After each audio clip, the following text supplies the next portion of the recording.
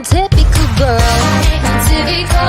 I ain't cheerleading while the boys play ball. I ain't no typical girl. No, no. I wanna be right there in the middle of it all. And welcome back to another episode of the Music Cafe. Thank you so much for joining me for another episode. I'm so excited for this week. And if you're new, welcome, friends, welcome. Since you're new, this is how the rules work. Pick up your cell phone or your iPad or your laptop, whatever you're watching this on, go over to the kitchen, make yourself a cup of tea or coffee, and grab a piece of cake, and then get comfy, because we're about to have a fat chat. And if you're a regular, thank you so much for joining us. You guys know the rules.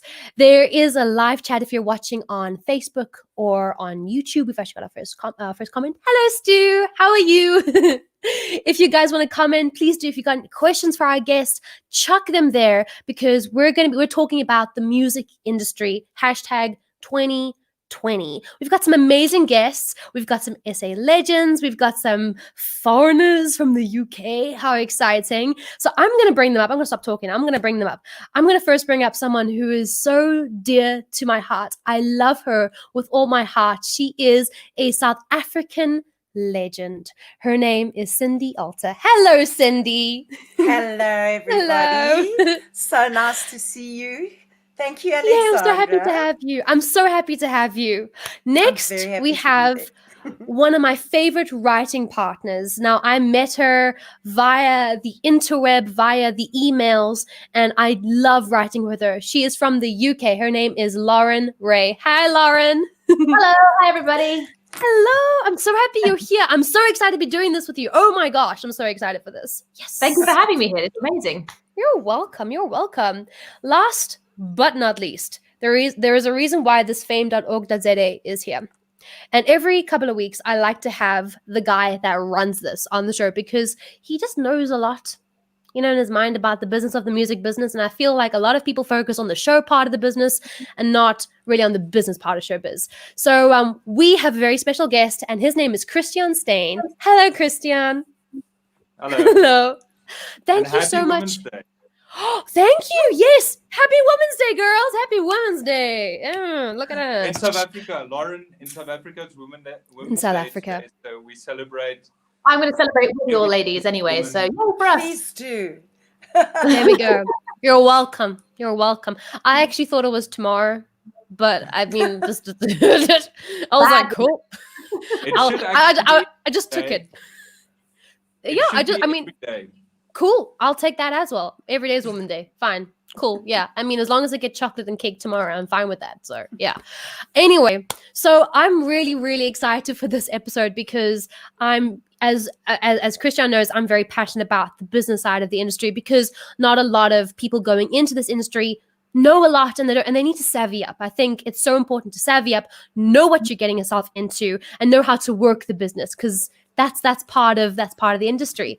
So before we dive into all of that, can we first go around the room, and if you guys just could give a little hashtag Tinder bio version of who you are. Cindy, would you like to start? Okay. Hi, my name is Cindy Alter, and I am a singer-songwriter. I have been in bands most of my life and solo for the rest of my life. And I'm very passionate about the music business, and I hold workshops for songwriters. I like to do consultations with young artists who want to know what to do with their lives and how to get from A to B to Z. And that's what I do. So thanks for having me. Oh, you're welcome. I know you also do songwriting lessons as well. I think we were chatting about that last night. Yes, that's right. Yeah. Exactly. Cindy and I said, yes, talk about it. I'm excited. You talk about it. We were just chatting because we've known each other. We're in the same circuit, and we do the circles all the time together, and we always talk about writing. And finally, last night we got to write together via Zoom. So thank you for Zoom.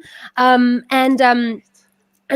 mentioned that you're doing all these songwriting lessons. So I think it's actually a part that a lot of people just assume is just there, and you can just do it. You just do it, and they don't realize it's a muscle. So I'm actually quite Definitely. excited to chat about that Sure. during the show. So I'm holding that, and that's one of my balloons that I'm holding onto. So we'll chat about Okay. that for sure. Anyway, so Lauren Ray, will you please give a hashtag Tinder bio version of who you are? I can. I'll try and do it as cohesively as possible. So I'm a singer, I'm a songwriter, so I'm a recording artist. I'm based in the UK, and but I've also got different hats. So I've worked in the music industry for a licensing company for a number of years, and I've actually worked at Warner Music record label here for sort of on and off, sort of part-time, sort of where around my music for the last 6 years. And I also now run a coaching and consultancy company working with artists and songwriters. So I have many hats depending on what day of the week it is, but yeah, throw something at me, I might be able to answer it.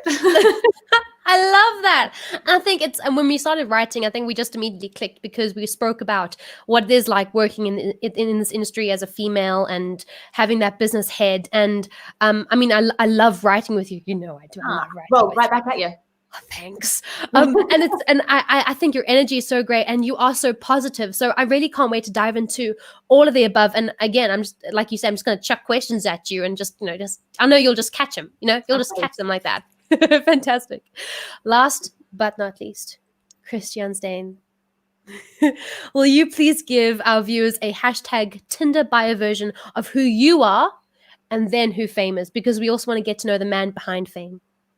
Yeah, I hate talking about me, but I'll do it today. So I'm Christiaan Steyn. I'm an IP attorney by trade, which deals in copyright, patents, trademarks, things like that. And what I did is I was a musician for a while in a band years ago. And I just noticed in the gaps in the industry and where musicians get, well, their shortcomings to musicians. They can't afford the, attorneys. And then a lot of people take advantage of them on a legal side. Not necessarily everyone, but some people do. So after I studied law and started practicing law and ended up working for the government in their IP office, I decided to actually found Fame last year to support musicians and give them legal or access to the legalities surrounding the business free of charge. And that free of charge is what is needed for musicians. It's not just me. I run Fame, but there's a lot of attorneys helping out on a pro bono basis. But mainly you'll deal with me as the contact person, and most of the questions surrounding the IP side, copyrights, I tend to answer. So I started with me and then ended with Fame.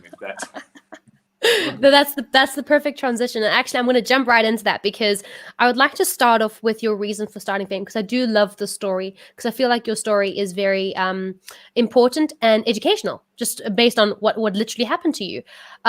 So can you just start off by just telling us exactly the band that you were in and why, what happened in that space, and then why you started Fame? Okay. I was in a band, Afrikaans rock band called Crimineel. I don't know if anybody remembers it even. It did an MK rounds years ago. And then we actually got our music played on a few films, in South African films. Not mentioning any names because that's just not how I'm not going to badmouth anyone. But what happened was our music got played in the film, and when the score sheet for the film was drafted, they conveniently left out us and some of the other bands and artists, so we never got any of the royalties. And then trying to get our royalties, or what we were due, just on that, the film company that drafted it wasn't involved in a malicious way at all. So it wasn't intentional. But the problem was trying to sort it out with the royalty bodies and things like that just became too expensive for musicians to cover. We ended to try and get our royalties would have cost us more than our actual royalties. Yeah. So that actually was part of why the band broke up. We just said we can't deal in industry like this, and we all went our we're still friends, but we all went to go do normal jobs. Two of the guys actually went overseas to become full-time musicians. And then after I studied and started practicing law, a lot of my music friends came to me and said, okay, well, they're struggling with this, they're struggling with that, they're having issues with contracts, they can't get access to their royalties, they play but nobody pays them, things like that. And I just decided, you know what, let me put myself out there, let me see if I can actually have a positive influence in the music industry for musicians that need it. And so many attorneys actually put up their hands and said, well, we'll give our time. Wow. Contracts, some attorneys specialize in contracts. I quickly help out with a contract. Some people deal with a lot of different areas of the industry, and there's so many people willing to help. If there was literally just this need for somebody to, okay, guys, let's try and help. And it just sort of blew up from there. And with the lockdown, look, the lockdown is bad, but the moment the lockdown hit and the musicians actually moved to an online platform to try and get the music out there, a lot of these gray areas came to light where law had to sort of jump in, and the musicians did not really know how to deal with it. Yeah. And yeah, well, the need for an organization like Fame just grew. Yeah. And I think it's, I mean, just wow. Thank you on behalf of all of us. Thank you so much for doing that. And I wish there were more people like you. And you're a gem to come across. And I always say that when you come across gold and gem, you must hold on to them for dear life. So you're one of those people. So thank you very much. And I actually wanted to then hop to Lauren, because you like you say, you literally work, you have so many hats, and you've gone from sync deals to being a recording artist to writing for other people, doing top line stuff. When it comes to the legalities of all that, I mean, it's just stupidly overwhelming when you look at the little bits and pieces, and knowing that you've got to make sure that this person, the percentage, and that you do get and follow up and whatever. When did you first start to become aware of the little bits and pieces of the business of the music industry, and then how has that sort of grown in your career? So I've been quite lucky in the sense that so I've always been a musician and an artist and songwriter. And when I first left university, I was like, okay, I'm just going to work in a bar and I'm going to be an artist. And then I was like, well, working in a bar means my evenings aren't free. So I was like, it was not logical. So I thought I'll get a day. I love that. It's like moronic. So I thought, okay, well, I'll get a day job so that I have my evenings free to gig. And I actually lucked out and a job came up at PPL. I think it's the SAMRA equivalent in the UK. Yes. So they basically pay labels and performers for when their music's used on TV, radio, and that kind of thing. Yeah. So I actually was quite lucky. So when I got that job, my job was to account manage record labels. And I also worked with the relationship between a number of different UK industry bodies like that represent independent music, and BPI, who do the Brits. So I was kind of exposed very quickly to kind of the boring admin side of the music industry, but the side that gets people paid. So it's boring, but it's data, which means, this is going to sound super geeky, I'm sorry, but data equals money. So I was like, oh, okay, you just write things down, tell someone about it, and then they pay you. So so I was quite fortunate. I was exposed to that like sort of early in my 20s, and therefore I kind of very quickly like figured, okay, these things out, and then all the connections there helped me. But yeah, definitely having a course in all of that has been really, really helpful. And I forgot the question, so to be honest, I also forgot my question, but like that was a way better answer. Yeah, I'll take that. How I got exposed to all that kind of stuff. There we go. So that's roughly an answer. Yeah. No, I think that's really interesting. And I think to work in that place, which is a PPL, you said PPL? Yeah, PPL is the UK equivalent. I think that's brilliant, because it's right there on the front line. And again, not a lot of people do it. I know many musers that don't fill out the form that they've performed live. And I'm like, I know it's not a huge amount. It's not going to buy you a house at the end of the year. But it is money in the bank. It's paying you for your craft. And until the day where it does sort of flip over and it does hopefully become that equivalent where when it will pay for a mansion, it's important to follow up. And a lot of musos, even the people that have been around for a number of years, don't know that. And I actually want to then ask, Cindy, you are an essay legend, and you have been around the block in this industry at least 4 times. And I mean, you have seen it at least, yeah. You've seen it grow beyond and beyond. And when it comes to these important little nitty-gritties, like filling out in South Africa a SAMRO or SAMPRA, is it SAMRO or SAMPRA form? Yeah. I mean, those All things, of them. when, and you were also in a band before that. I mean, you guys toured and you traveled, dealing with all that. When did you first become aware that the business side of show business was important? And then how has that sort of evolved and changed in your career? Well, the main band I was in at the time was called Clout. It was a South African, started off as an all-girl band, and then we got some guys in the band. But basically, Clout went viral, but there was no internet in those days. I love that. 1978, okay? But we went viral.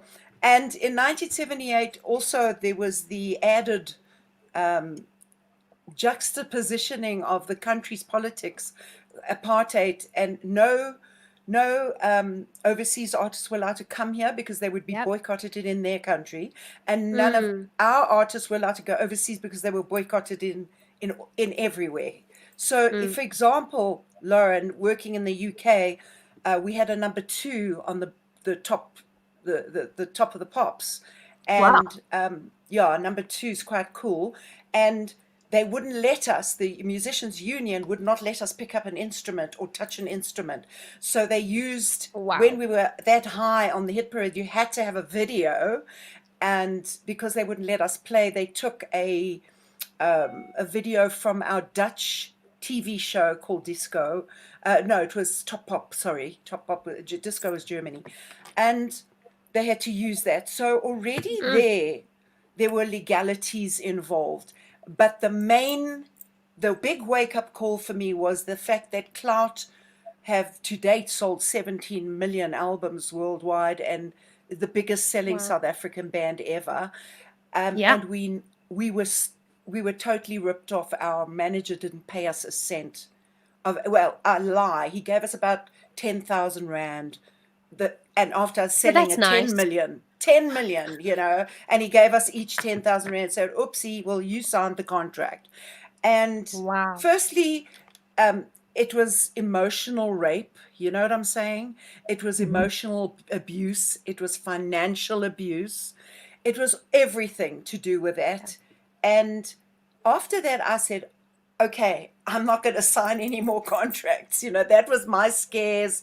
I was like totally pipperig, which is scared, of touching any contracts.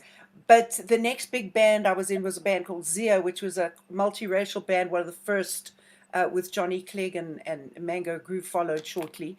And we signed a contract with also overseas. So we were working in France and stuff like that. But I think Clout was my big wake-up call, and it happened early on in my career. I was 21 years old when Clout's first hit came out. So at 24, I knew I'd been ripped off, and I knew there was, you know, that the business of music is not, hey, I just want to play on stage and be cool and have fun. No. What? No. Fun? What's that? So I had to, Lauren, darling, put on all the hats as well. I became my own manager, my own booking agent, my own songwriter, my own everything. And every time I needed anything, I would go to someone like Christiaan, and I would speak to a lawyer. So anytime there was I still got a few little bumps along the road that I didn't read the fine print or something. And it's hard. As an artist, you know, I don't get all the stuff. I mean, I know quite a bit about publishing. When you start talking percentage and this and that, I get so beduggled that I don't know what I'm doing. And there's just some people that don't get the math, and I'm just not one of those people. So for me, it's always about, okay, if I can't do it, I'm going to ask somebody to do it for me. Yes. And I think that's the key, is that I love this word team, that it's important, even if they aren't a physically being paid by you monthly, whatever it is, team, to have those people around you that you can call on. You can say, hey, I need a bit of help. I'm in some mud, whatever it is. I think that's Absolutely. so important. And I would actually like to just hop on that for just a hot second. When it comes Sure. to building a team around you, I'm going to go around the room again, if that's okay. If I can start with Christiaan again, when it comes to building a team, like I would consider you a team member, because you're one of those guys that I would say, I need some help, sort of thing. So how important is it well, let me start by saying this. As an artist, it's important that we do focus on our creativity. That's our job. That's what we have to do. We have to be creative. At the same time, we don't want to be sort of seen as being unsavvy. We need to be savvy about our industry. So Christiaan, can we just speak a little bit about building that team, finding the right people, who to look out for, who are the right people to start building around you, essentially? Well, I'm not going to go into the creativity team, because obviously you'll have your creative people, your influencers, Yes. the rest of the band members, your dad or your mom that helps out, things like that. Yeah. Obviously, you need your creative input. But on the business side, the first thing, and it's not just because of what we do, but the first thing you need is somebody that understands the loopholes in the law, because there's a lot of them. And there's a lot of people that take advantage of musicians who don't know it. Like Cindy mentioned it. And Cindy's example is one of thousands I've heard. It's like every musician in South Africa, and I think most overseas, if you are at a certain level, then you've got a certain amount of horror stories where you got... The word I want to use, I'm not going to use, but bowled over by the industry. So the first thing you need to do is realize that you need someone that understands there's pigs in the industry and knows how to deal with them and suss them out. Yeah. So that website here, if you're a musician, go to this website, keep it in your contacts. If you need it, yes. So that's the first thing. Second thing is you obviously need the rest of the industry, friends in the industry, either musicians, promoters, things like that, and people that you can trust, people that talk to other musicians. The word sort of goes around in the music industry. All of you would know who you can trust and who you can't. So figure out who you can trust and offer your help to other people. It's not a competition. People buy more than one album. People buy more than one song. People stream various songs. So why do people see it as a competition? But so get friends and be friendly and be nice.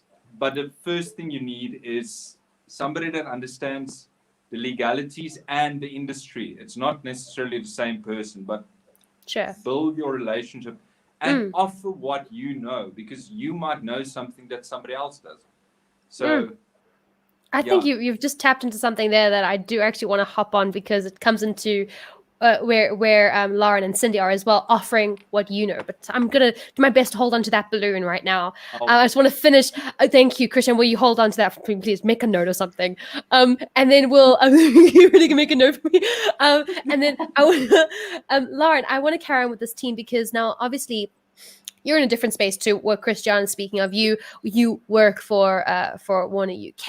You sort of dabbled in a bit of everything. So when it comes to your perspective on building that team around you, where did you start, and where is your mind at with building a team? And I think this is the benefit of the music industry today, is that you can kind of pick and choose, but pick and mix of what you need at different parts of your career. And I think that one thing I've definitely benefited from is being able to do that and only work with people that I trust, and obviously I've worked with people and then gone, maybe not, and then left it. I've been able to pick and choose depending on where I am and not have to kind of commit to different things. And I'm completely self-managed, and I do pretty much every single thing myself.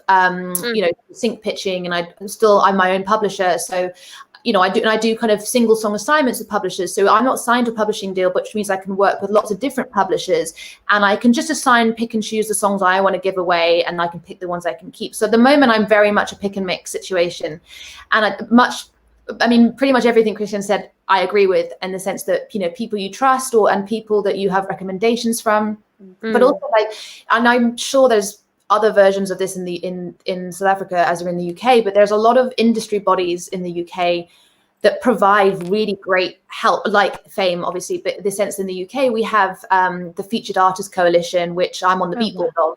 So we essentially voice the artist's rights in the UK, and that gets fed to government. It gets fed, and if we have someone representing our rights, so that when laws are being passed, copyright laws, whatever, that we have an artist perspective, and they provide learning tools, they provide all these kind of things, and there's so many different industry bodies that represent different parts of the industry that are just a wealth of free knowledge. And I think that that's your first team is the people who represent you in the industry. Find them, because they're going to give you free advice. They often have free lawyers. I'm constantly plugging you now, but in the sense that there's so much available to you. And the funny thing is, it's Google is your first resource. I mean, if you don't know something and you want to find a team, you just Google it. You find who your resource are, and also they will recommend people that you could work with that are kind of vouched for. So that they're not going to recommend someone with a bad reputation. They're not going to recommend someone that's bad. So if you ever want a bit like going to your sort of peers, Christiaan, as you were saying, which is really valuable. But these industry bodies do have that sort of safety net of, okay, well, they're not going to represent someone because they're here for my rights. And that's what I would definitely recommend as your first teammate is who represents my rights in this country. That is so interesting. I think I love that point, because I think I might have mentioned it to you, Lauren, and I know Cindy and Christiaan know I'm the South African coordinator for NSAI, the Nashville Songwriting Association, and they're obviously based in Nashville, but I know that when I went there, they were literally my first place to go, because it was a home. There are people that are musos or love the industry. I mean, Bar Turbison, who runs NSAI, just has worked in every aspect, from radio to a journalist, everything in industry, and loves and has a passion for it. And they've also been to the White House and been behind bills when it comes to songwriters not being credited on an album. I mean, how crazy is that? For us to not be credited for our job as a songwriter. And I think that's such a valid point, to go find those organizations, those groups of people that do stand up for your rights. And then, as Christiaan was saying, then join that and then offer what you have as well. See how you can contribute and just keep building that tribe. So I love what you're saying. That just makes me so happy. So I know Cindy now also loves NSAI. She used to be a member, and I know we'll be joining up again soon as well, which is I'm so excited to have you part of it. Yay. And I know you also self-publish. You have Alta Publishing, am I right? Am I right? Music, you have Alta Music. So I know you've got a very similar story to Lauren, where you also pick and mix because of it. Yes. So do you want to carry on with the conversation when it comes to team as well? Sure. I firstly am totally in with both of you, Lauren and Christiaan, because it is about getting a good team around you and people that you trust. And along the way, I've had a lot of bumps, because the managers come in and they bugger your head up and all those things. But then the more informed you are, the less anybody can mess with you. Okay. So information is king. So as Lauren said, you've got your team, you'll go on Google or whatever it is. I speak to people.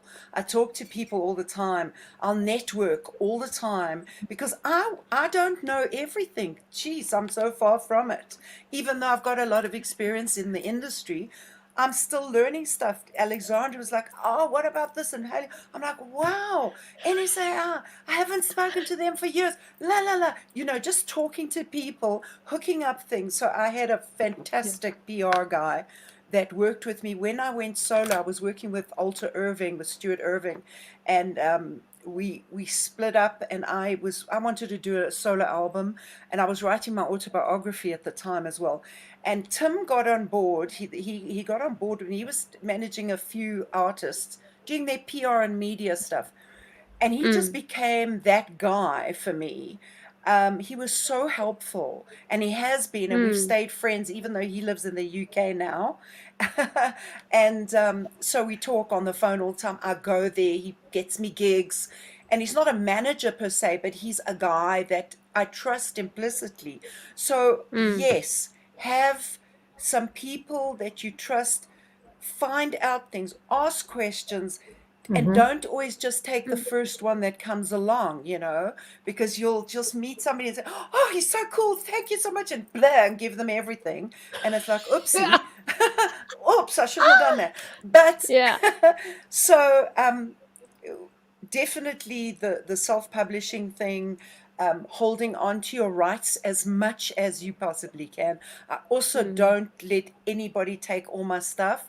I'll do one song deals, and just, if you like that song, great. If you like 5 songs, we'll do a deal on each song. It's fine. And you know what? To ask for what you want, and to stand up for it.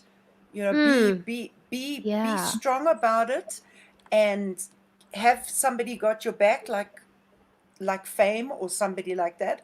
And just, you got to be smart in this business. You've just got to take care of yourself and still maintain that artistic temperament, that sweet, loving, soulful, tortured poet thing about us, darling, that we've got to keep to create the songs and all that stuff. So yeah. It's so funny. I just love you, Cindy. But you're all speaking like real truth, and I love these talks. And you said a word that is often said. You said a word, Cindy. It's a very dirty word in a lot of context, but Tell me. Networking. Yes. It's a dirty word. Yes, I know. But it's the same as people hate it. Yeah, because Christiaan was saying people don't like to share. I don't want to tell anybody about my deal because they're going to hop on. How many times have I posted a gig on Facebook, the next minute somebody's gone to that very place and asked for a gig there and told, I'll do it cheaper than Cindy. Kind of things. People are going to do this. This is who people are. And you've just got to go, bugger it. I'm still going to network. I'm still going to speak. Yes. If you had to ask me, I ask my friends in the industry, I'll just say, hey, what about this? What about that? If they don't want to tell me, they don't want to tell me. Big deal. I won't die. But, networking, I think, is very important. Yeah, and we've often spoken about it, and Christiaan would know there's just certain words that just pop up that are repetitive in these episodes. The word nice, the word Yes. a Nice. team, the word networking, all those little things just keep popping up. And I think it's such a good lesson to learn these things, because as a young artist, you just take the first offer that comes your way, just take it and go, course, because it's so it's like a exciting. boy. Exactly, it's like a boy giving you attention. Oh my gosh, he must be the one. And you marry. This just doesn't work out that way. There's a process to it, and I mean, Christiaan knows all about this. there's a process, and I think it's so important to have these conversations. And I actually want to give a flip side of what you guys are saying. I was signed to a record label when I was 18, fresh out of high school, wet behind the ears, signed to a record label. And I mean, it was great. I called it my university years, because I learned so much between 18 and 21, working like Lauren was, essentially right there, front line of the industry, working with people, learning how to manage, how to be managed, because you're working with people. It was a whole nother thing. And to work with their producers and get your point across while still being nice and everything. I mean, I learned a great deal. And then I went independent.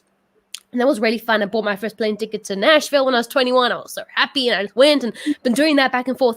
And last year, I was introduced to a guy called John Fishlock, who owns Active Music. I know I've spoken to Cindy about this. And Active Music is a publisher. And we met for coffee, and we just chatted. And he used to work at Universal, and he left because he didn't want to have a huge catalog. He actually wants to work one-on-one with his artist. And me being the independent person that I am, I was like, I'll carry on doing my independent thing. Thank you so much. And I did that. And we would just keep in touch. He would connect me with that person in Nashville or in the UK, wherever it was. And we would just roll from there. And he kept chasing me because he just believed in my journey. And I thought, you know what? He's one of those guys where he's gold. And he believes in me. He's literally giving me stuff. He's giving me information. He's sharing what he knows without any guarantee because he just believes in what I'm doing and the songs that I'm writing. So eventually I actually signed with him beginning of this year as a publisher. Again, I spent a great deal of time over that contract. I combed through, and I know he was very patient with me because I combed through every little bit of it. And he was very patient. He said, go get a lawyer's advice. Go do this. Have you had a look at this? He would always come back with something. And there were certain points that he wouldn't move on, certain points that I wouldn't move on. And we actually came to agree, which is a great working relationship where you're both hard-headed, but you still end up agreeing.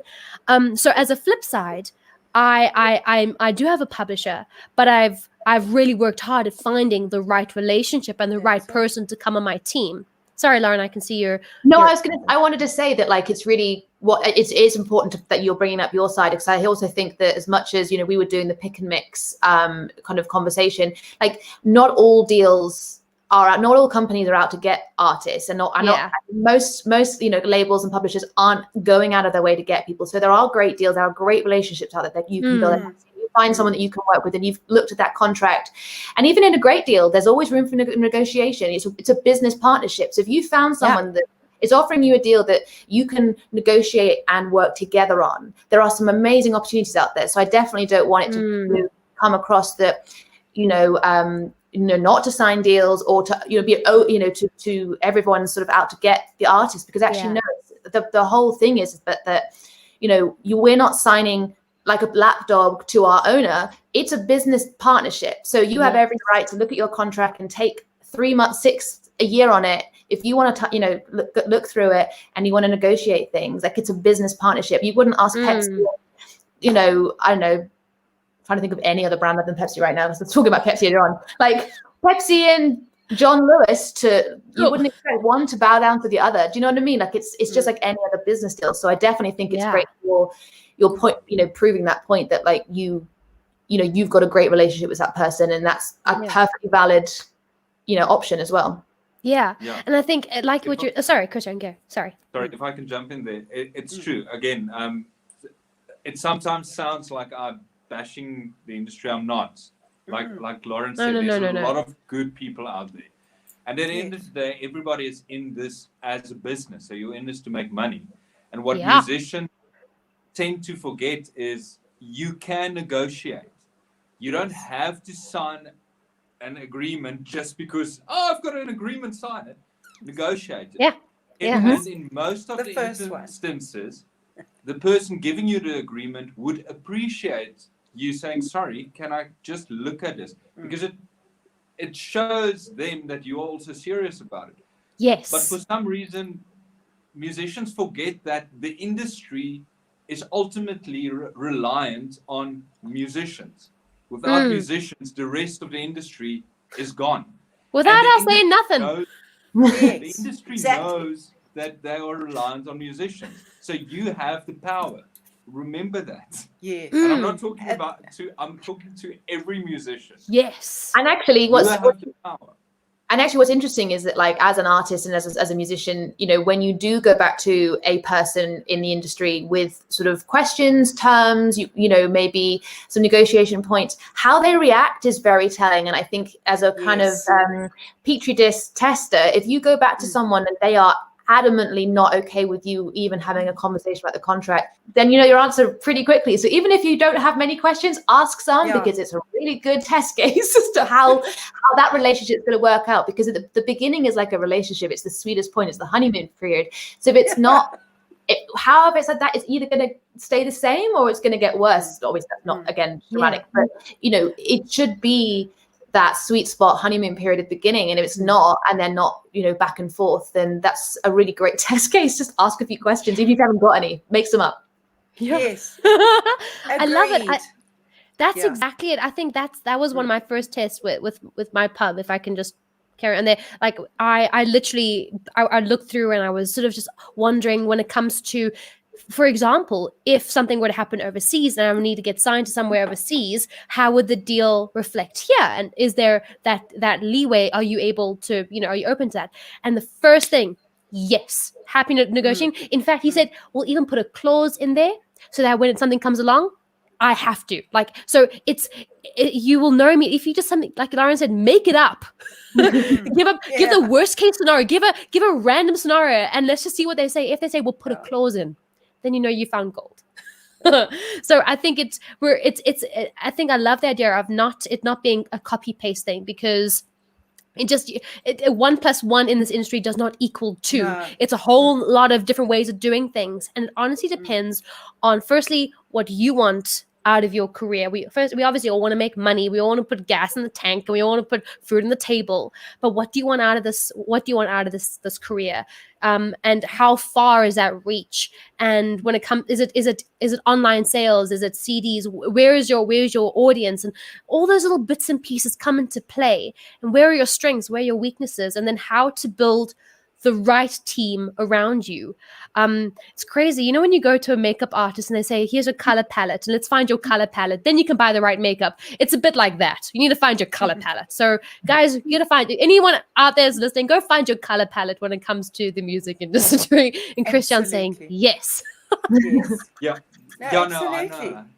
That's it suits you, darling. Whatever you're wearing, it's fabulous. Gosh, this is why I keep her around. Thanks, Cindy. No, but Well, I I think- totally get all of that. Sorry, Lee, just to finish it off, you're all spot on the money there. To work with somebody that gets you. Oh my God, there's nothing sexier than that, baby. You know what I'm saying? Whoa, yeah. So bring it on, We're all looking for gosh. that, people who work for us, and it works, and it's symbiotic, and we can have disagreements too. You could say, hey man, he had some ideas for me, and I went, it's not for me. Okay. And no ego. The ego must be out of the room. It can't be in the room with you. It can't. You've got to be so careful with crap like that. And also, we don't own anything. When you think about the bigger picture of life, everything's out there. I mean, look at the internet. People Nothing's original. Nothing's original. It's, don't be precious about, I want to hold on to my stuff and not give it to anybody. Blah, blah, blah. Give, be there, be altruistic, but take care of the business. Yes. Take care of the business. Cindy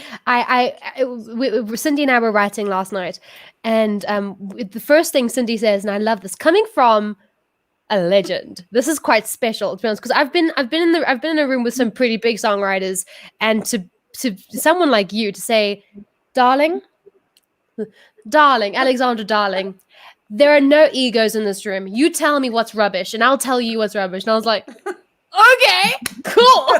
First thing she plays, she says, I think it's the chorus. No, it's a verse. It's a verse. And it turned out to be the chorus. She was right, but still I had to voice my opinion. And no egos. And I just think that is so important that when it comes to a working relationship, business is business. There shouldn't be an ego. There shouldn't be this thing of holding on to what's precious.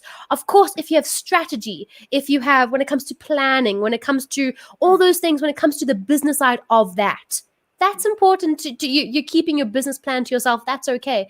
But nothing is precious. Nothing's original. There are only 12 notes in the piano. There are 12 notes on the piano, right? There are only 12 notes in on the piano, in an octave on the piano. There we go. We can't. Yeah. I can't count on anything but my fingers. I swear to God. I'm a musician. Yes. Testing 1 2 1 2 testing 1 2. That's as far as I go. So I mean, well, that's why we get ripped off, because we can only count to 2. So, Christiaan, we need you. We need you. I'm so happy you met him. Gosh, I mean, we all need a Christiaan in our lives, yeah. And I think I love this sort of conversation, because this is, I love this. I love knowing more and learning more and speaking more about the business of showbiz. But you know what? it is What? important to also be musicians and for us to Yes. do our thing. So Yes. I think I need like little doo-doo-doo-doo. We need to go into the writers round section of the music cafe. Doo-doo-doo-doo. There's my I need a little writers round intro thing. I should really get one. So are you guys Oh, there thank you. we go. Thank you so much, Christiaan. Ukuleles are so I- helpful.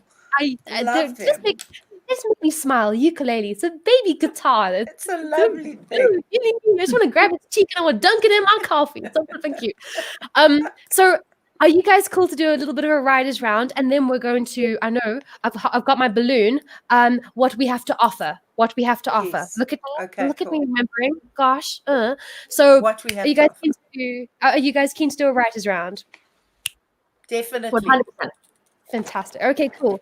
So for anyone that's watching that does not know what a writers round is, I'll give you a basic listeners idea of what it is. So in LA and New York, you usually get an open mic. And in Nashville, Tennessee, you get writers rounds. And writers rounds are where there are usually 4 or 5 men and women plugged in, all plugged in with their guitar or piano, all mic'd up. And they each in turn play an original song, tell a bit of a story, because as musicians, we can't shut up.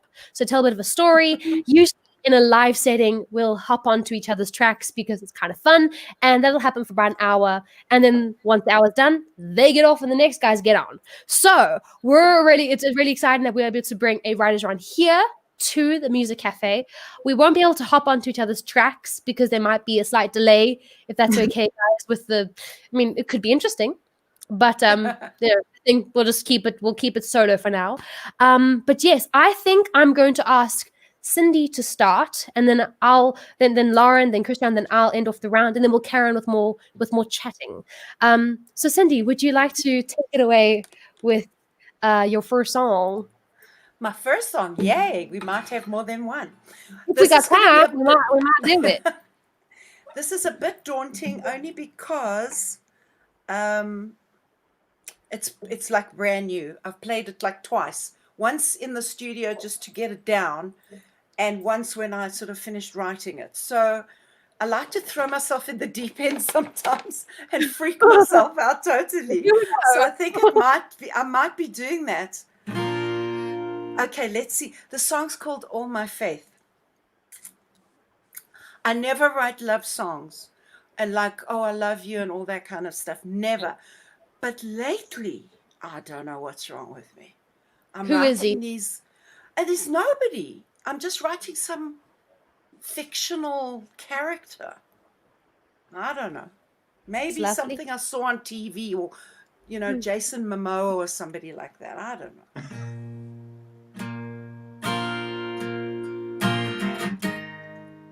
Okay, I just got to make sure. I just got to make sure I'm in the right key. Jeez, this is scary.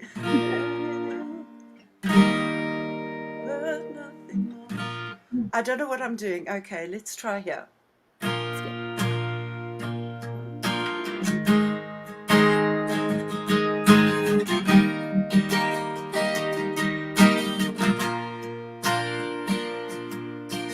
Nothing prepares you for this kind of feeling. Loss was a word, just a word, nothing more. 'Cause something was broken, something was bleeding, and it burned right down to the core. And why, when I'd lost all my faith, did you come to my door and try to open it? And I, with a trembling hand, I just let you in, so the touch of your skin could be the start of me again. Something has changed, I no longer feel wasted. Grief didn't suit me, it blocked out the lights.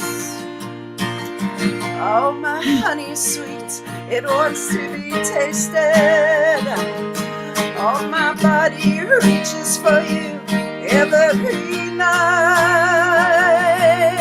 And why, when I've lost all my faith, did you come to my door and try to open it? And I, with a trembling hand, oh, I just let you in. So the touch of your skin could be the start of me again. Breathe, I breathe in your air. I breathe in your air. I breathe in your air. I breathe in your air. I breathe in your air. I breathe in your air. And why, when I've lost all my faith, did you come to my door and try to open it tonight? Oh, with a trembling hand, oh, I just let you in. So the touch of your skin could be the start of me again. Why, when I'd lost all my faith, did you come to my door? Oh, try to open it, and oh, with a trembling hand, I just let you in. So the touch of your skin could be the start of me again. Breathe, I breathe in your air. I breathe in your air. I breathe in your air. Oh my gosh! That was beautiful. Thank Wow. you so much. Wow, thank you. They don't call you a legend for nothing, eh? Oh, Yeah. it's still so fresh, you know, when you're still learning the song properly, you know, but that's the song. Thank you It's so It sounds like much. a beautiful. Thank you. classic. That's what I love about it. It's like you're saying it's new, and I'm like, it sounds like a classic. Like Oh, it's like, wow. oh, this is not something that's been around for ages. Okay. Thank you, Lauren. Thank you for I love that. Wow. That's like a mark of a good Thank you. song, that you know it's going to carry on for generations and it feels like it's been here for years. That's Yeah. amazing. Well, we Absolutely always incredible. hope so, don't we, as songwriters, that our songs have longevity, you know, as opposed Totally. to the pop, the bubblegum stuff that you chew for 5 seconds and it's like, bleh, you spit it out because it's got no flavor anymore. Anyway, There we please go. continue, everybody. Go for it, Lara. The stage is Oh, I'm yours. next. Okay, so I picked. So this is a song from my second album, which is called "Woman in the Arena," and I picked this one because I'm trying to bond with the South African roots. So I actually feel like I should have mentioned a while ago that my dad is South African, born and raised. My parents live in South Africa, so I feel like I have a connection, even though I sound like Mary Poppins. We're going to Just be claim honest. you as South African now. Yeah, You're Yeah, allowed well, we to. can. My dad, You are. my mum and dad live there. Dad, born and raised.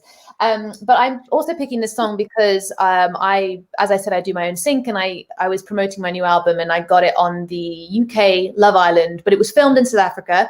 So I feel like it's an additional thing. And this was the soundtrack to the Penguins Boulder Beach date. So I remember that. Oh my gosh, I know. When I found out that I was writing with you, Lara, I'm gonna tell you, that's the reason why I wanted to write with you, because I'm such a big fan of Love Island, and I knew your song was played, and I know which song it. I know the scene. Yeah. Oh my Oh gosh. my goodness. The penguin date. So that's why I'm choosing this one, because it's a claim to South Africa that I thought I could I'm take. gonna cry. Go. Perfect.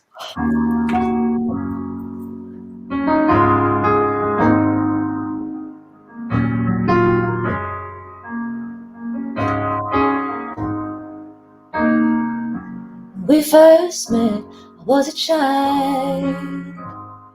I was wild, I was reckless, I was wide-eyed and restless.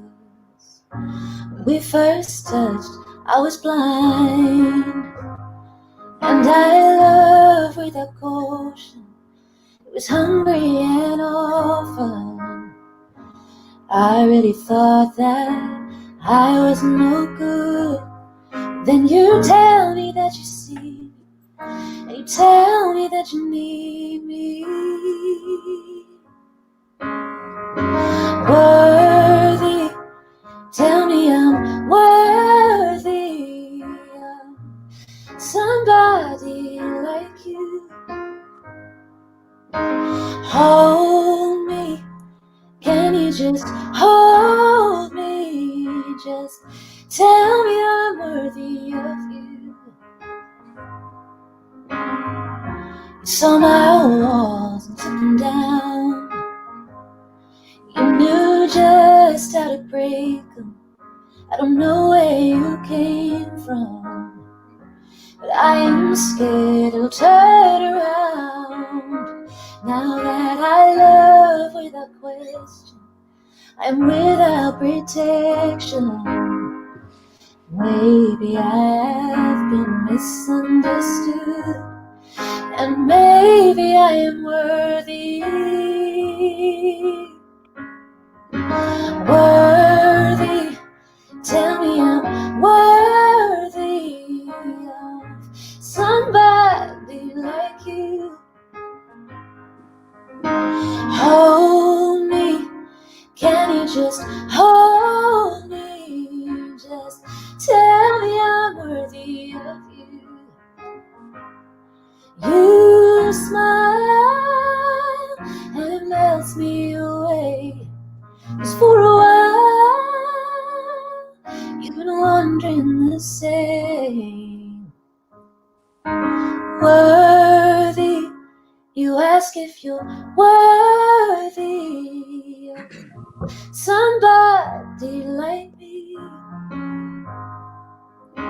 Hold you, you want me to hold you. You've wondered if you're worthy too. Worthy, tell me I'm worthy. Just tell me I'm worthy of you. Just tell me I'm worthy of you. Oh my gosh! Oh my gosh, that's amazing! Thank you. And I remember the date. I know the scene. And oh my gosh! Love. Absolutely amazing. What a beautiful Cindy. And like you were speaking about songs having like real flavor to them.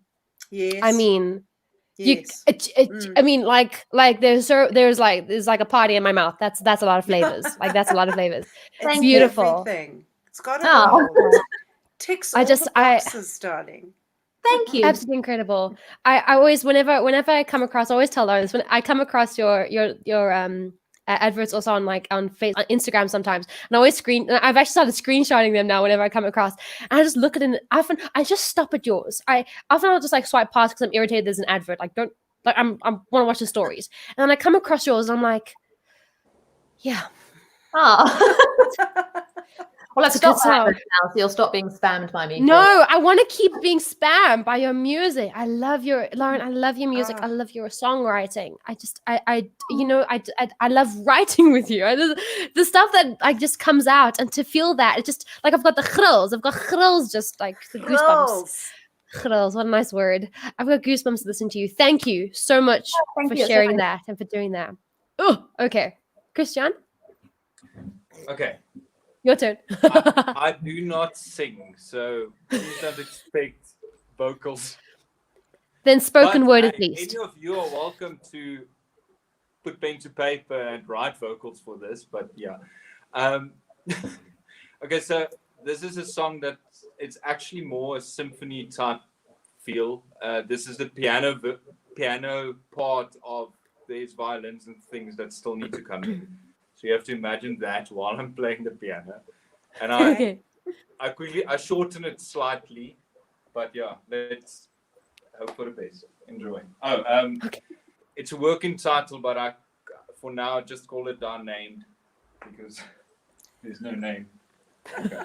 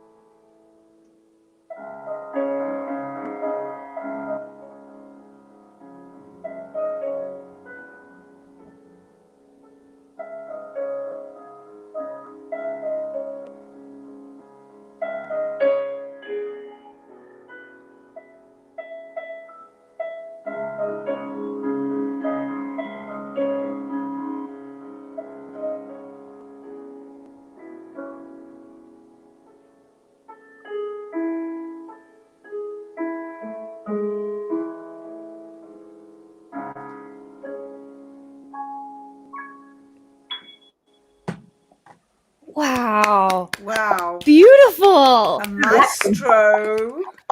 Wow, that's like, whew, it's too much for I'm so my happy head. we finally got I'm to hear telling you you. play. I'm like, wow. Just amazing. Thank you so much, Christiaan. That is so cool. I'm so glad that you played. That is beautiful. Thank Yeah, you. I lovely. can't wait to hear. I can't wait to hear what you're hearing in your head. I mean, I can obviously picture what I can, but I mean to hear what you're hearing. So what is the plan with that tune? Actually, it's gonna have in my head, and you guys know how it is. If you have something in your head, it's impossible to try and explain it. Yes. It's got 4 movements, and I'm sorry, I'm pulling some classical stuff here. It's got 4 movements. This is the first movement, and then it gets darker in the second one, so more Baroque style piano and violins coming in. Then it's going to go up into a more modern classic, if that makes sense, modern classical music style. Yes. And it's going to end off in the last movement in a full-on rock, heavy instruments, electric guitar, things like that. So that's cool. the idea. Whether it's That going to is so sound cool. like that when it's finished, I don't know, but it's a work in progress. So let's hope. That is amazing. It's lovely. It's amazing. Beautiful. Just when you speak of movements, I'm such a cheat.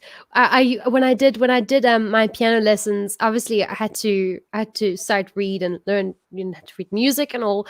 But the thing is, I was never really good at. I mean, I can like sight sing, right? Like, but I'm not like I can't sit down and play something. I'm never gonna be able to do that.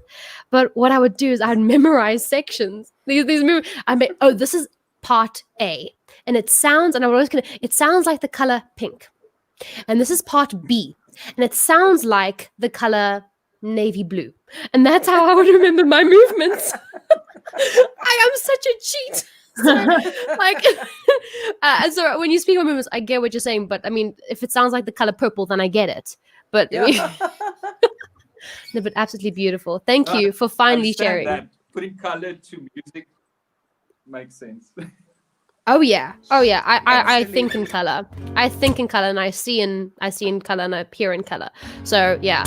Okay. Well, I think we've had some beautiful music, and it's so nice to be in a cafe room, just full of such inspiring people. And I think I'm gonna sing something that I wrote a couple of weeks ago. So I would sing our song, Cindy, but it's last night, so I'm not going to sing our song. And Lauren, I'm not ready to sing our song either because it's too fresh as well. So, and I know we're writing again on Thursday, so I have a lot of songs of ours to sing now. But I'll sing this particular song because I wrote it with a lady called Jane Buck. And Jane Buck wrote a few Reba McEntire hits and just sort of big country stars that you know. And she also co-writes, if you know the show Nashville, she co-writes often with Deacon, who the character is played by Charles Eston. So she writes with Chip quite often, which is quite cool. And I'm a big fan of Robert Plant and Alison Krauss and all that, and I just love those old school vibes. And I haven't written an old school in a while, so I just said to her, "Let's just do. This is what I want to write." I had a number of ideas, and she said, "What do you feel like writing?" I said, "None of these ideas. I want to write something old school." So she had this little hook idea, tagline. I had a bit of a melody and a bit of an intro, so we just sort of pieces together. You guys know how it works. And so yeah, this song is called Definite Maybe.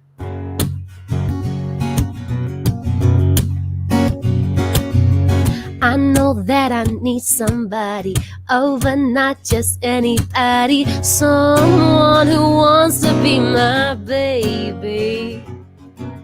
Being around you gets me drunk, low on lonely, high on love, like a double shot of whiskey. You're a sure possibility, and I can guarantee a definite maybe. I've been told that I'm too reckless, and boy, you leave me breathless. My stupid heart is helpless. You could be a definite maybe. Something that you're giving me comes across so innocently, makes me wanna pack away my crazy. Settle down and shake me up. I can't seem to get enough of flying high on cloud nine daily. You're a sure possibility, and I can guarantee a definite maybe. I've been told that I'm too reckless, and boy, you leave me breathless. My stupid heart is helpless. You could be a definite maybe.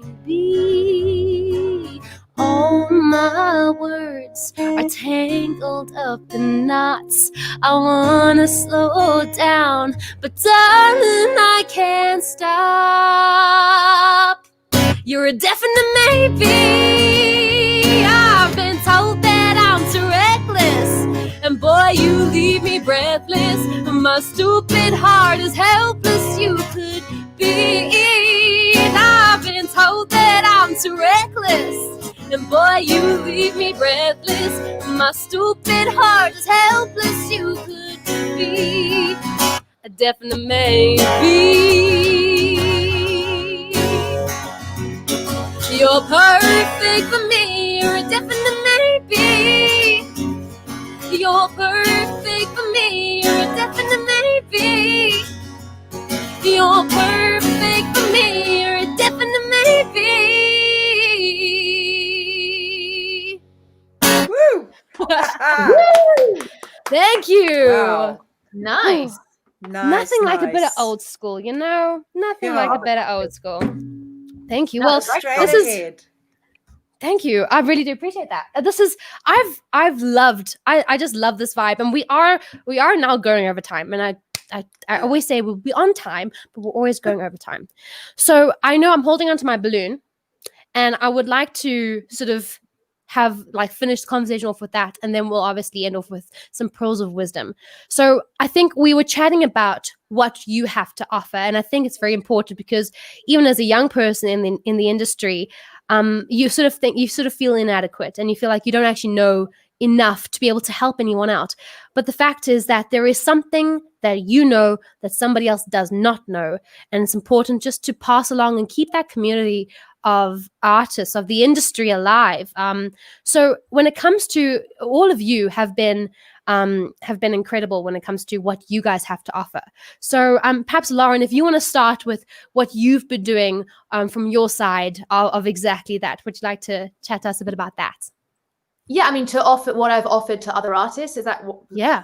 So, I mean, I have, because I've worked in the industry and because I've always done, I've done my first album in Nashville and self-released that and built a team, then dismantled the team. And then I was signed to a sort of very small label for a bit. And then I'm no longer with that label. And then I self-released my second album. So I've done kind of lots of variations of things and then worked in the industry. And so kind of throughout that entire process, whenever I'm songwriting or anything, and I meet other artists or networking, whatever, then I'm constantly giving people advice, like where like I've wasted so much money here, don't do that. And I found myself kind of consistently always advising people what I realized over the years is that a lot of people were coming to me for advice, knowledge advice. But what I really realized is the biggest thing I've had to offer, and it's something that I've actually started training in more officially recently, is actually like, it's going to sound really hippie and woo-woo, but honestly, mindset, almost like shifting. Because, and it sounds really silly because, as I said earlier on about the fact that, anything you want to know in the world is available at your fingertips. And so, and obviously there's a certain level of trust about information, but anything an artist wants to know is available. You can Google it, they can go to these resources. There's more than enough people giving information either for free or for cheap or friends' advice. But what I really honestly noticed over the years, and even in myself, because I spent the first half of my 20s waiting to be discovered and just performing and not having the right mindset. And I did a lot of personal work, changed my mindset, really figuring out where were my flaws, where did I need to, and actually being very conscious of making choices, putting them into action, making a plan and going and recording. And I've done all this purely based on the fact that I have done a lot of work on my own mindset. And I know I sound like a hippie. The thing I've started doing recently, I launched a coaching and consultancy company. And when I initially launched it, it was going to be about practical industry things. And I was like, Mm. there's enough of these. The industry just doesn't need another person saying, this is how you do social media marketing. Because I taught myself that and did a course. And this is how you do build your own website and you bring traffic and funnel into Spotify. So I'm actually learning and doing a certification in life and success coaching, because I'm finding that's the best thing I can bring is amongst my industry knowledge, my artist knowledge, my songwriting knowledge, but also the main thing that seems to be missing is the mindset and approaching this in the right way and self-care.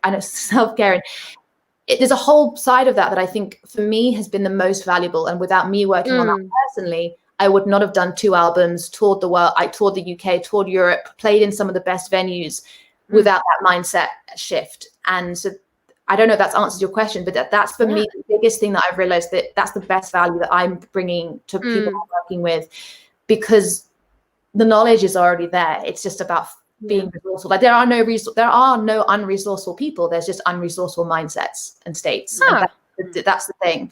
So yeah, that's my hippie weird answer, but I hope that's somewhat helpful. I love that. And I think what you said something that just like in the gut. Yes, that people just wait around to be this word discovered. And I think that happened back in the day. And, all these overnight success, that get discovered and they're, 10 years in the making, an overnight success. And I think that I know from a South African perspective, and I don't know if you'll be able to speak when it comes to the UK, but I know that when it comes to South Africans, and a lot of South Africans will, for example, go to Nashville. And they will go there thinking, I know a producer. I'm going to go and do an album there, and I'm going to get picked up because I'm doing it in Nashville, and I'm the bee's knees. And they go there to be discovered. And I think they get burnt, and they come back and they have all the worst horror stories to tell you about Nashville, and never ever go because it's the worst place in the whole wide world. And I think it's what you're speaking into, that I know that, and I'm pretty sure some people to double up on this, that I do not go to Nashville to be discovered. I do not travel. I do not write with people to be discovered. I do it to carry on doing what I do. And I think that's sort of what you're speaking into as well, to have that business mindset and to carry on doing what you're doing and work hard and do what you do. And it feeds back into, everyone was saying at the beginning of the chat about, everyone, I guess it seems to be something that's in South Africa that you guys were speaking to more so than I feel it here, but the competitive side of things as artists. And I actually think that the reality is there isn't that much competition out there because not everyone is willing to do the work. So really the competition is very small. So there's millions and millions of artists who may look and sound like, I'm not the only blonde singer-songwriter who sits at the piano. Hello, I'm not unique. But there are very few artists out there who are willing to put in the work and willing to actually show up. And so there isn't really much competition. I know it sounds really, that's just the case. Most people aren't willing to do the work. So you're not competing against people. Amen. Yes, that's exactly. My parents have always said this, and I think like mentorship is also a big part of this. The sort of the space that I also wanted to chat to about. We're running out of time, but it's 10% talent. Well done. You can breathe. You're a human being. Congratulations. You're an artist. You can sing. Congratulations. 10%. It's 90% hard work. It's all the hard work that goes into it. So amen to what you're saying. Exactly. And I know Cindy is going to echo everything, but also when it comes to what you have to offer as well, Cindy, you are an inspiration to so many people. Especially here in South Africa, being the legend that you are, having done everything, been around the block 12 times in this industry. And the number's going to keep growing, by the way, because you just know so much. And when it comes to what you have to offer, and you also do now these songwriting lessons, and I also want to chat a bit about that. When it comes to what you have to offer, and who was that person that gave you that opportunity, and then you giving it out, what are you doing? Well, again, also, Lauren, we're all going to echo each other all the time because this is what we do, and we seem to have learned from our mistakes, and there've been a few little people along the way that gave me light, that turned on a light for me and went, wow, oh yeah, I believe that. But I also, I do believe it was hard work. When I moved to LA in 1990, it was the start of the crumbling of the major record labels. They were all, remember, they were all joining each other, and all the big record labels. It was the start of the grunge and the alternative and the singer-songwriter thing was starting to happen. Yeah. And it was the signing of every fetus they could find, like Britney Spears' child, maybe that she was going to have in 30 years or whatever. Just all that stuff. So I was the wrong person for everything.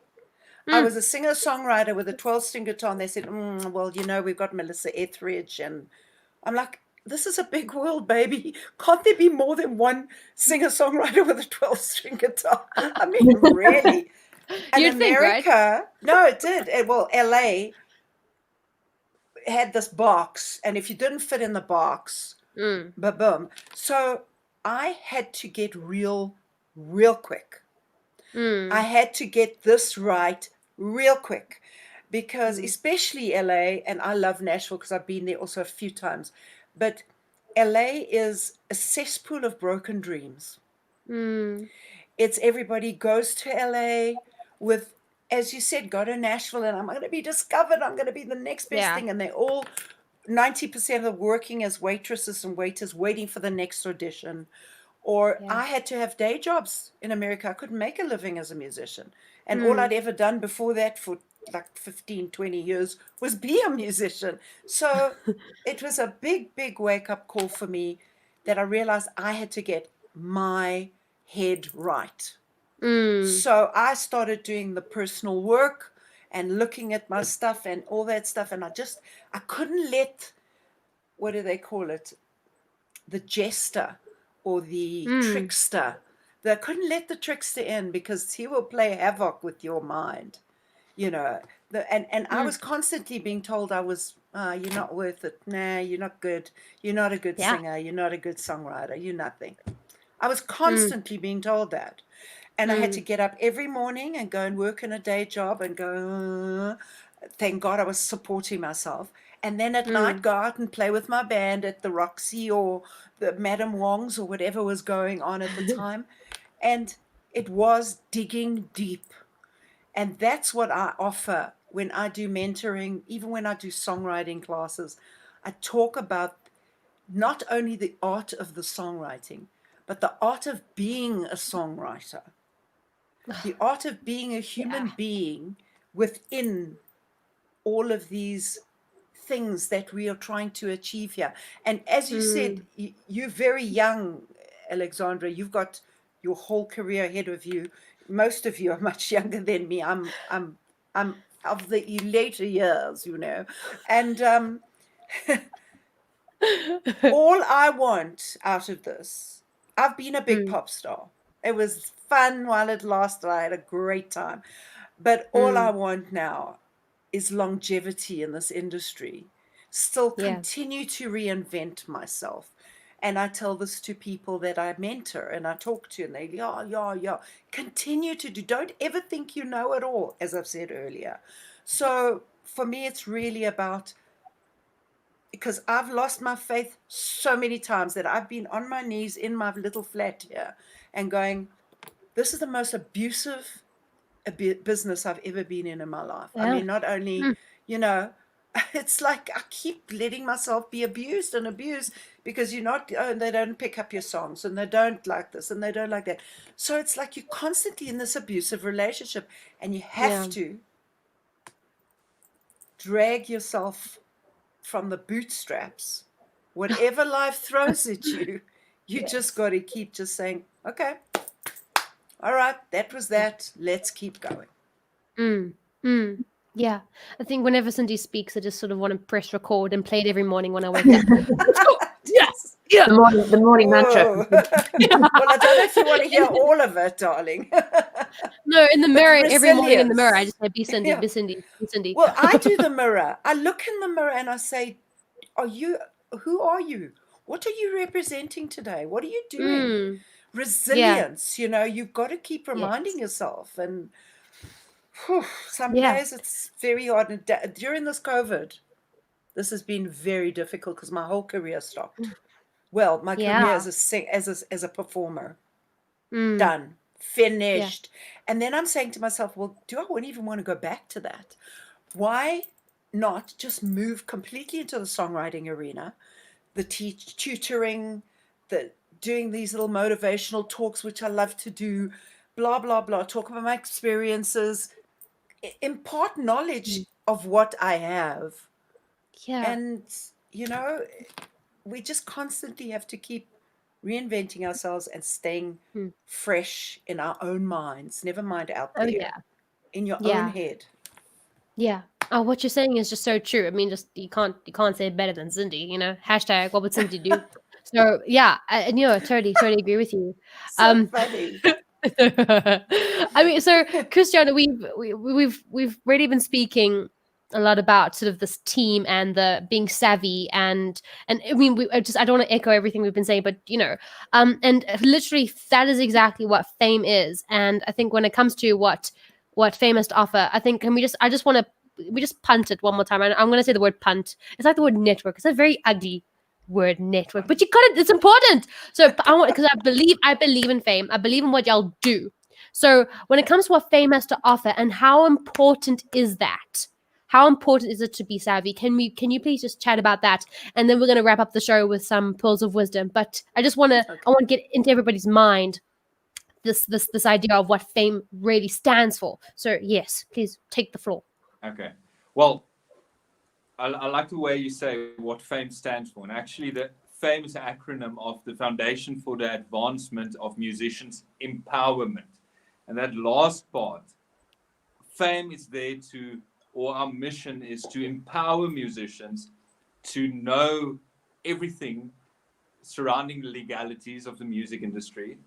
So we don't know everything. We just focus on the legalities of the music industry, but we want to empower musicians to not need an organization like fame eventually, because the more musicians are empowered to look after their own rights, the more,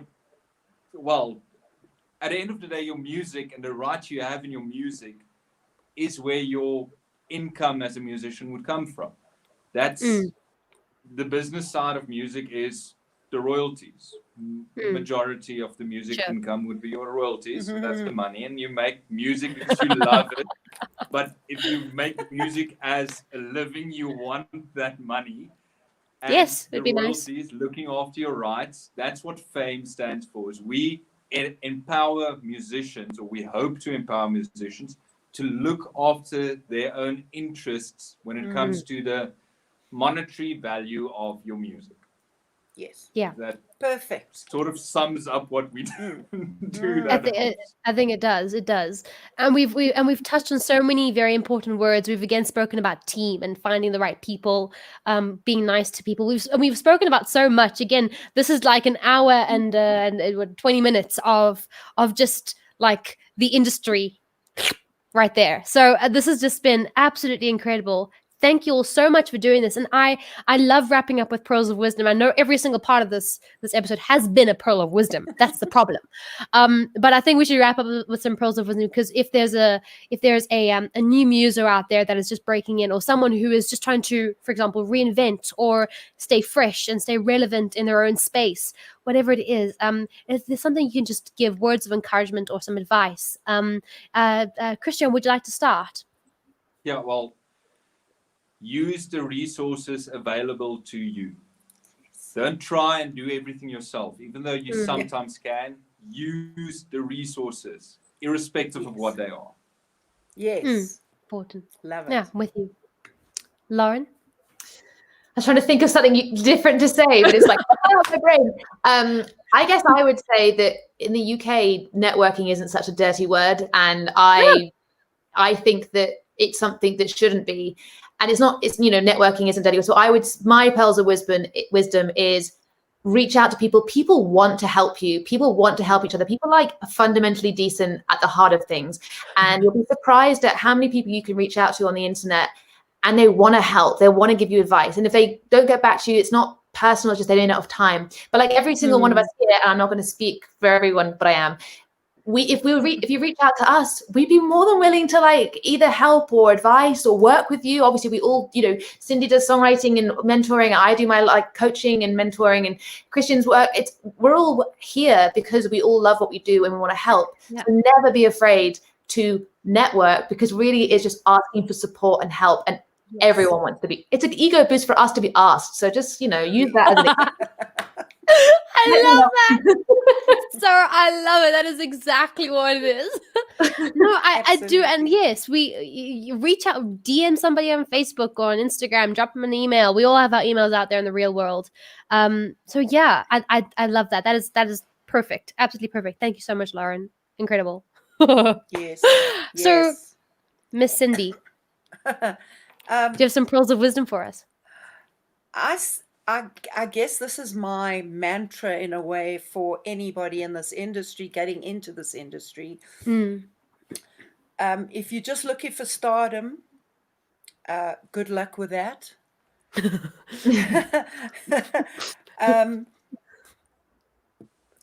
But make sure you are passionate about this business, because this business will take you, it will run you ragged, it will test all your resources, it will test your insides, your outsides, it will test you. And if you haven't got the grit for it, you're not going to last till the end of the race. So just make sure you're doing it for the right reasons, doing it for the passion of it and the love of it. As I said, this is what I want to do till I die. For the rest of my life, I take care of my soul. Oh, yeah. Yeah. Take care of your Passion. soul. That is that is so true. And I think we've all experienced to some degree that this industry can be a really, really tough, ugly space relative to any industry though. But you got to find those special people, those gems that you got to hold on to that will be there to support you and be that team around you, whether it be a professional working relationship or just somebody there who you can vent to, or someone you can call up and when you need help. So I think it's so important. And you guys are all absolute gems. So thank you so much for being on the show this evening / afternoon, wherever you're watching from. Thank you so much for being on today. This has just been incredible, and just you guys are all fantastic. So thank you so much. No, you're Thank amazing. you so much. Yeah, thank you. And you're amazing. And I'm so happy to have met you two. Yeah, you Amazing, too. wonderful, super people. Yeah, right back Okay, at you. I've had so much fun. So thank you so much for having me on. It's like, honestly, I don't want it to end. I don't want it to end. But it's better. It's better. bedtime, Yes, guys. it is. Thank you, know what we'll so do? much, Alexandra, for this. Thank you for You're giving welcome. us You're welcome. a platform for this. Yeah. No, I love this, and I think I always say this. There is definitely going to be a part 2 because did you see my Love Island UK lingo? Defo. Did you hear it, Lauren? Defo. It's such a Love Island thing. So Defo. So friendly. God, you're so on point. So I binge love it. So defo. We'll defo have a part 2 to this because I think y'all have so much more. We haven't even like tapped the surface. So definitely have you guys back. Like, yeah, I'll be dropping y'all some WhatsApp soon. Fantastic. Well, anyway, guys, I'm gonna say good night to you all. So thank you so much for coming on. I really do appreciate it. Cheers, guys. Bye. Bye. What a cool show! Wasn't that just incredible? I love learning from such incredible people like Lauren, Cindy, and Christiaan. Big shout out to fame.org. If you guys, like Lauren said, if you guys want to get in touch with anyone, we're all open to offering advice, help, whatever it is, encouragement, whatever you need. DM me. I'm Alexandra May Music on everything, and I will put you in touch with the right person. Or DM Lauren Ray, Cindy Alter, Christiaan Steyn, who's at fame.org.za right there. But if you can't, I'm Alexandra May Music everywhere. DM me. I will do the connections of the connections anytime. But for now, guys, stay safe, call your loved ones, and I will see you same time, same place next week. Bye. I ain't no typical girl.